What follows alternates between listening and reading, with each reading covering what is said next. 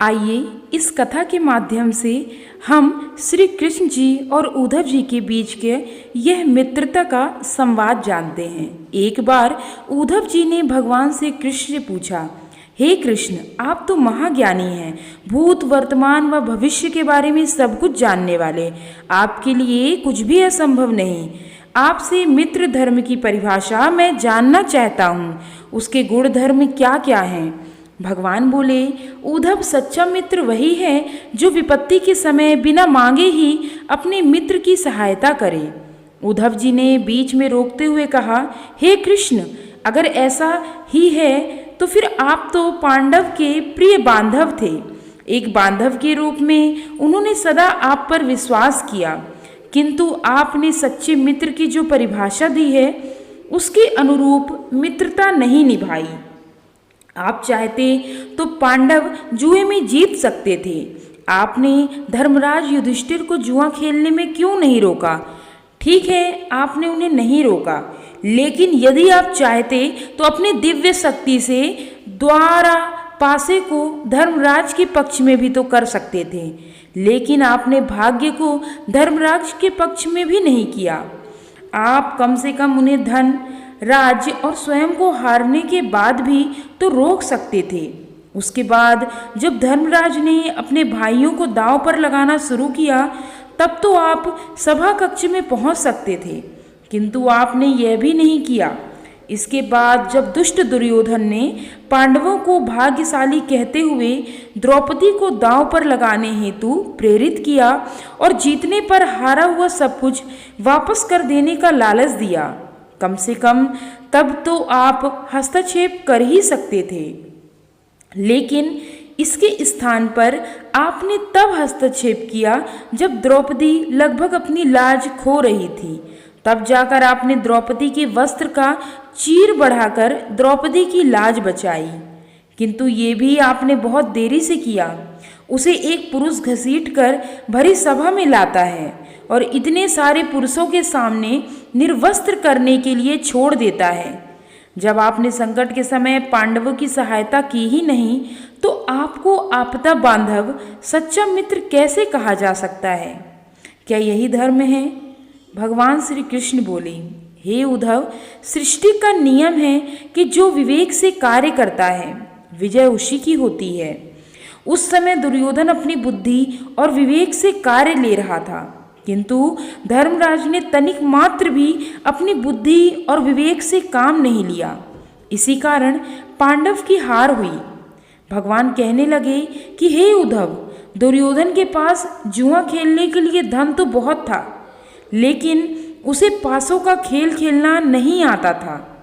इसलिए उसने अपने मामा शकुनी से घृत क्रीड़ा करवाई। यही तो उसका विवेक था। धर्मराज भी तो इसी प्रकार विवेक से कार्य लेते हुए ऐसा सोच सकते थे और अपने चचेरे भाई को पासा देकर उनसे चाल चलवा सकते थे, या फिर ये भी तो कह सकते थे कि उनकी तरफ से भी श्री कृष्ण यानी मैं खेलूंगा। जरा विचार करो कि अगर शकुनी और मैं खेलते तो कौन जीतता? पासे के अंक उसके अनुसार आते या मेरे अनुसार?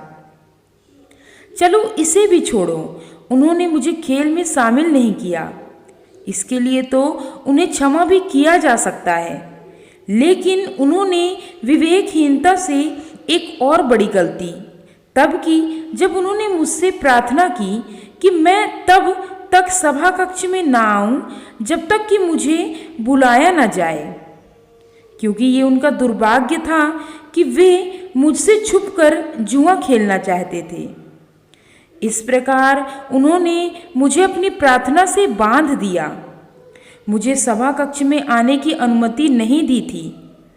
इसके बाद भी मैं सभा कक्ष के बाहर बहुत समय तक प्रतीक्षा कर रहा था कि मुझे कब बुलावा आता है। पांडव जुए में इतने डूब गए कि भीम, अर्जुन, नकुल और सहदेव सब मुझे भूल गए और मुझे बुलाने के स्थान पर केवल अपने भाग्य और दुर्योधन को कोसते रहे। अपने भाई के आदेश पर जब दुशासन द्रौपदी के बाल पकड़कर घसीटता हुआ सभा कक्ष में लाया तब वह अपने सामर्थ्य के अनुसार जूझती रही। तब भी उसने मुझे नहीं पुकारा। उसकी बुद्धि तब जागृत हुई जब दुशासन ने उसे निर्वस्त्र करना प्रारंभ किया। जब उसने स्वयं पर निर्भरता छोड़कर हरि हरि अभयम कृष्ण अभयम की गुहार लगाते हुए मुझे पुकारा तो मैं बिना विलंब किए वहां पहुंचा। हे उद्धव, इस स्थिति में तुम ही बताओ मेरी कहाँ गलती रही। उद्धव जी ने बोले, कृष्ण आपका स्पष्टीकरण प्रभावशाली अवश्य है, किंतु मुझे पूर्ण संतुष्टि नहीं हुई। क्या मैं एक और प्रश्न पूछ सकता हूँ? कृष्ण की अनुमति से उद्धव ने पूछा। इसका अर्थ यह हुआ कि आप तभी आओगे जब आपको बुलाया जाएगा। क्या संकट से घिरे अपने भक्त की मदद करने आप स्वतः नहीं आओगे? भगवान मुस्कुराए। उद्धव, सृष्टि में हर किसी का जीवन उसके स्वयं के कर्मों के प्रतिफल के आधार पर चलता है। मैं इसमें प्रत्यक्ष रूप से कोई हस्तक्षेप नहीं करता। मैं तो केवल एक साक्षी हूँ जो सदैव तुम्हारे साथ रहकर जो हो रहा है उसे देखता रहता हूँ। यही ईश्वर का धर्म है। भगवान को ताना मारते हुए उद्धव जी बोले, वाह वाह, बहुत अच्छा कृष्ण, तो इसका अर्थ यह हुआ कि आप हमारे नज़दीक खड़े रहकर हमारे सभी कर्मों को देखते रहेंगे। हम पाप पर पाप करते जाएंगे और आप हमें रोकने के स्थान पर केवल देखते रहेंगे। आप क्या चाहते हैं कि हम भूल करते करते पाप की गठरी बांधते रहें और उसका फल भोगते रहें? भगवान बोले, उद्धव, तुम धर्म और मित्रता को समीप से समझो। जब तुम समझकर अनुभव कर लोगे कि मैं तुम्हारे साथ हर क्षण रहता हूँ, तो क्या तुम पाप कर सकोगे? तुम पाप कर ही नहीं सकोगे और अनेक बार विचार करोगे कि मुझे विधाता देख रहा है। किंतु जब तुम मुझे भूल जाते हो और यह समझने लगते हो कि तुम मुझसे छुपकर कुछ भी कर सकते हो, तुम्हें कोई देख नहीं रहा, तभी तुम संकट में फंसते हो। धर्मराज का अज्ञान यह था, उसने समझा कि वह मुझसे छुपकर जुआ खेल सकता है। अगर उसने ये समझ लिया होता कि मैं प्रत्येक प्राणी मात्र के साथ हर समय उपस्थित रहता हूँ, तो क्या वह जुआ खेलते?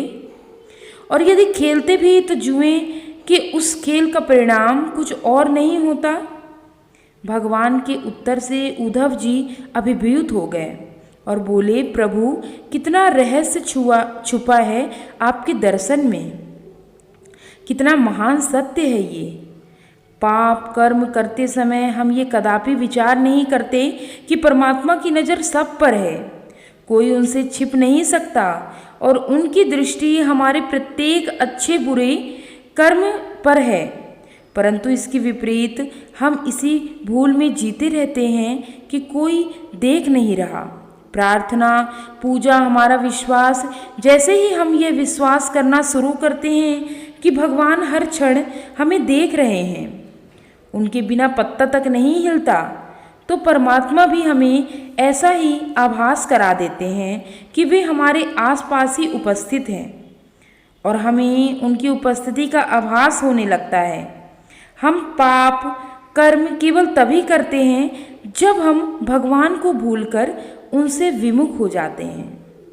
दोस्तों, अगर ये कर्म की कथा आपको पसंद आई हो, यह उद्धव और श्री कृष्ण जी का संवाद आपको पसंद आया हो, तो मेरे YouTube चैनल उमंग ज़िंदगी को लाइक, शेयर और सब्सक्राइब जरूर करें। Thanks for watching.